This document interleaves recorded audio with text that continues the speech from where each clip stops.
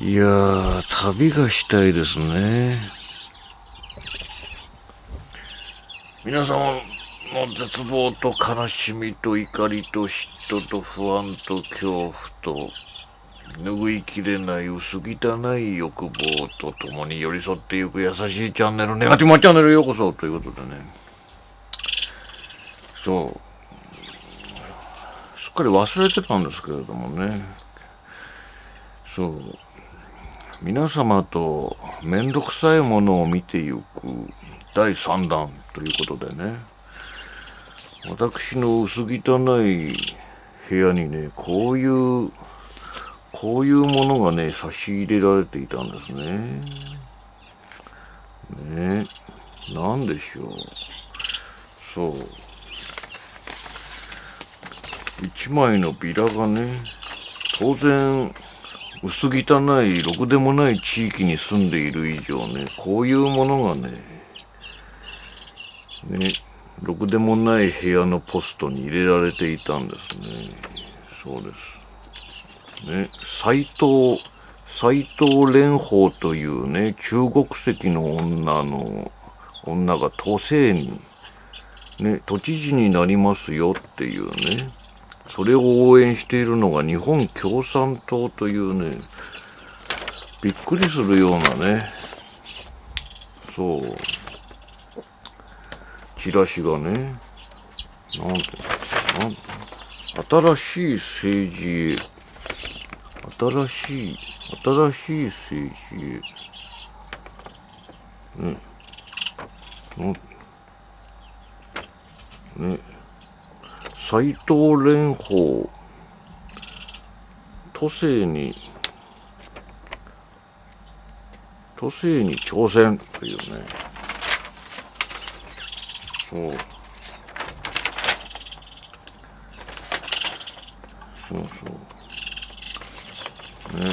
裏側、蓮舫さんを都政へ押し上げ、ね、暮らしをなんですね。暮らしと地球に優しい東京に、ずいぶん大きく出ましたね。地球規模だそうですよ。東京の都政は。ね。そう。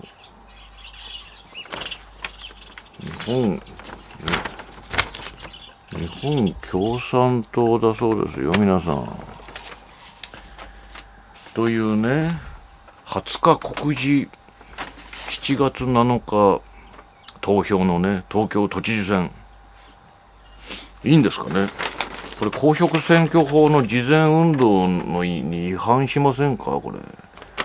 中国籍の斎藤蓮舫がね、しかも、ね、日本共産党と手を組むというね、僕の大嫌いな右翼な人たち、まあ右翼も左翼も大嫌いですけどね、私は無政府主義者、アナーキストですから、ね、彼らが潰し合ってくれる未来をね、切に願いたいんですけど、それにしたってね、斎藤蓮舫、中国籍の女がね、日本共産党と手を組んでいるわけですね。応援します。ね、こいつ誰でしたっけね、新しい赤い党首がね、赤い文字でね。そうね。右翼おじさんたちが嫌いなんですけど、右翼おじさんたちはこれでいいんでしょうかね。じゃあこのビラに書かれていることをね、逐一読んでいこうと思います。自民党政治の、なんだ。探検管理と一言で言うけど。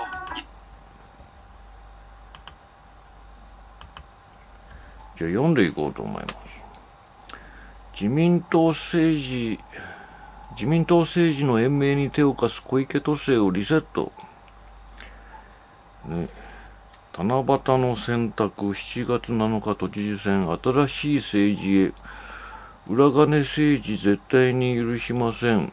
古い政治と決別し本当に必要な政策に予算を振り向ける都政を光が当たらないで困っている人たちに政策を届けたい。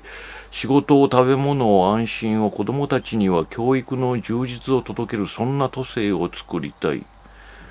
5月27日記者会見より東京から帰るプロフィール1967年東京都生まれ青山学院大卒大学在学中芸能界デビュ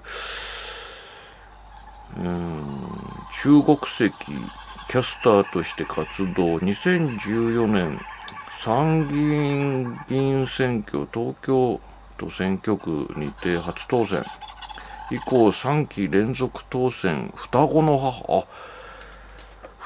母なんですね。斉藤蓮舫参院議員都政に挑戦中国籍ご一緒に作りましょう一人一人の声が届く都政を首都東京が変われば自民党政治に通打を与えるとともに東京都の持つ豊富な財政力を生かして暮らしを守る大きな仕事ができます。裏金はひどいお給を据えたい34歳会社員っていうようなね全部こう作り物の嘘の声がありますね。子育て支援もっともっと増やしてほしい56歳会社員これも嘘松ですね。神宮外苑の貴重な緑は切らないで40歳 NPO 職員これも嘘松ですね。国保料はって何でしょうね。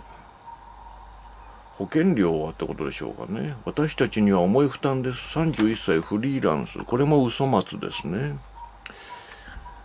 家賃が高すぎなんとかなりませんか20歳大学生これも嘘松ですね。シルバーパス医療費安くなるといいですね。73歳年金生活者これも嘘松ですね。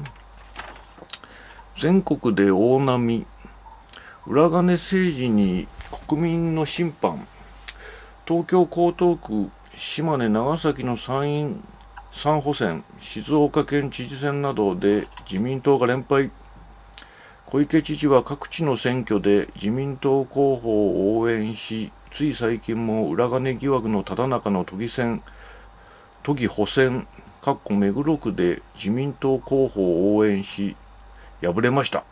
今度は自民党に頼られる小池都政を変える番です。立場の違いを超えて力を合わせましょうと主張しているのがですねこの嘘松のいろんな声も含めて今心を一つに日本共産党も斉藤蓮舫さん中国籍を全力で応援します。田村智子でいいんですかね。委員長が記者会見で表明って書いてますね。そうこんな顔です。まずこれねすごくちっちゃい下にちっちゃくこう文字が書いてあるこういうのもちゃんと拾って読んでいきましょうね。東京なんだもうね目が悪すぎて見えませんけどね。2024年6月号外日本共産党東京都委員会ホームページのアドレスの後の見解を紹介します。ご意見ご要望は電話番号ファックスのねいろんなねこういうのがありますね。恐ろしいですね。発行もう文字が小さくて見えない発行東京もう見えませんね。小さすぎて見えません。裏面も読んでいきましょうね。斉藤蓮舫さん中国籍を都政押し上げ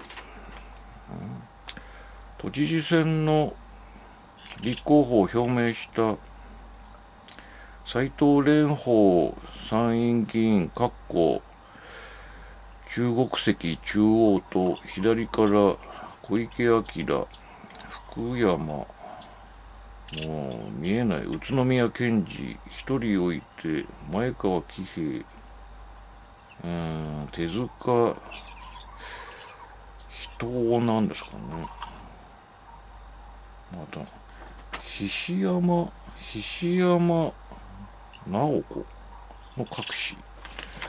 こうやってちゃんとね写真があるんですね。こうやってね怪しげな連中とともにね写る斉藤蓮舫中国籍。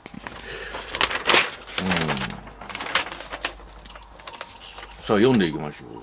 暮らしと地球に優しい東京に地球にですって大きく出ましたね。小池都政は8年前反自民を掲げてスタートしましたが、すぐに自民党にするより都民の命と暮らしよりも大型開発推進など財界の目先の利益を最優先する自民党政治に戻ってしまいました。そんな小池都政をリセットすると表明した斉藤蓮舫氏中国籍と力を合わせ、日本共産党も頑張ります。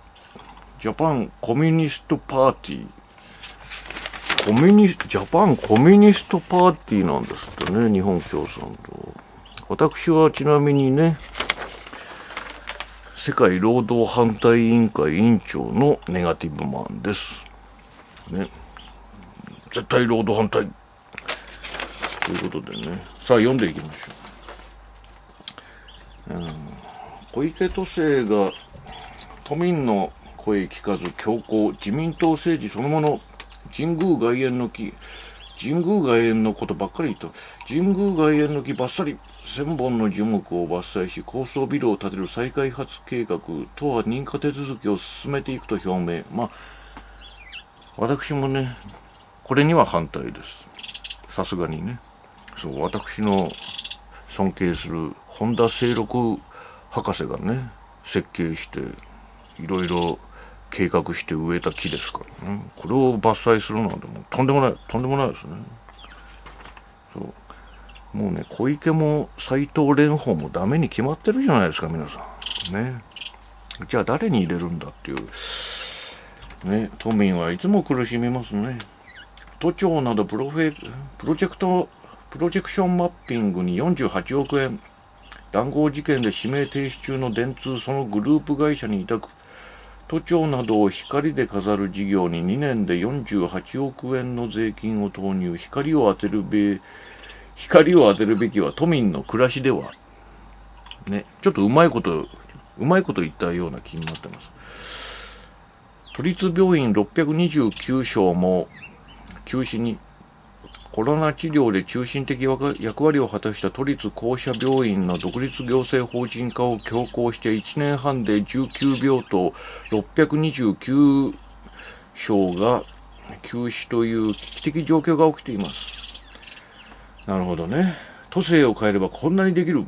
日本共産党が発表した都政アピールからご紹介します。ね、都政アピールはここからってちゃんとね、皆さんこういうありますかね。そう。皆さんにもね、これで見てみてくださいね。さあ、読んでいきましょう。スウェーデン国家予算並みの東京都の予算規模、豊かな財政力を生かそう。使い道の一部を変えるだけで物価高騰で大変な都民の生活を支える大きな仕事ができます。例えば日本共産党東京都議団の2024年度予算組み替え提案。ね。そう。これね。東京都はね、スウェーデンやフィンランドよりも予算が大きいみたいなね。でも、あれじゃないですか。ね、スウェーデンもフィンランドもね、全国民700万とか600万とかの少ない国民なんですからね。それは東京だけで1000万人ぐらいなんですから、それはね、普通、考えてみりゃ普通のことですよね。まあ読なんで行きましょう。神宮外苑臨海築地都民の声を無視した再開発計画は中止に。都心上空を低空飛行する羽田新飛行ルートは中止に。公平公正でない英語スピーキングテストは中止に。全区市町村で小中学校の給食費の無償化、これはいいですね。子どもの国民健康保険料をゼロに、まあいいんじゃないですか。若い世代への月2万円の家賃補助、これは4万、6万でもいいんじゃないですか。シルバーパスの無料化、木造住宅の耐震改修助成の予算倍化、性暴力被害者のワンストップ支援拡大をはじめ、全部で121の願いが実現できます。ね、実現できますよ。ね。だから共産党の言うこともアピールしたわけですね。など、69項目の問題のある予算を削り、基金や国の補助金も活用して財源を作る。ね。まあ言うてね、国と違って国債は出せませんからね、都政っていうのはね。なるほど。ということでね、ね、小池百合子も自民党とべったりでね、まあそもそもね、中国籍の斉藤蓮舫とかいう女性がね、いいんでしょうかね、これね。20日告示の選挙前の事前運動、いいんですかね。公職選挙法に違反してませんか。どなたかエロい人教えてください。ね、こうやって、ね。というね、こういう怪しげでね、非常に怪しげなね、ビラがね、非常に怪しげなビラが私のね、薄汚い部屋に投函されておりましたね。めんどくさいですね。いろいろめんどくさいです。やっぱりね、世界労働反対委員会委員長で無政府主義者のアナーキストネガティブマンとしてはね、百合子も斉藤蓮舫中国籍もね、共に共倒れする未来が一番いいと思いますけれども、どっちかになっちゃうんですかね。ね、心配です。東京の未来が心配です。ということでね、このね、怪しいビラ、公職選挙法違反だと思います。ね。なんでしょうね。誰が捕まえるんでしょう。まあ、ちょっと思いつかないですけど、警察ですかね。よくわかりませんね。公職選挙法違反と選挙管理委員会ですかね。よくわかりませんね。というね、めんどくさいものを皆様と一緒に見ていく動画でした。いや、これ忘れてたんです。これ言わなきゃいけない。どっかの動画で言わなきゃいけないなと思ってたんですけどね。はっとね、気がつきましてね。動画にしてみました。ね。じゃあ私はまたね、泡沫候補に入れるか、あえて百合子に入れてみるか、迷っていますね。世界を滅ぼすチャンネルを運営する者としてはね、やっぱり滅んでほしいですからね。やっぱり東京都が崩壊すればね、日本もかなり終わるんじゃないのかという期待が持てますんでね。そんな感じです。それではね、今日にも明日にも世界が滅びますように。人類滅亡万歳。ネガティブマンでした。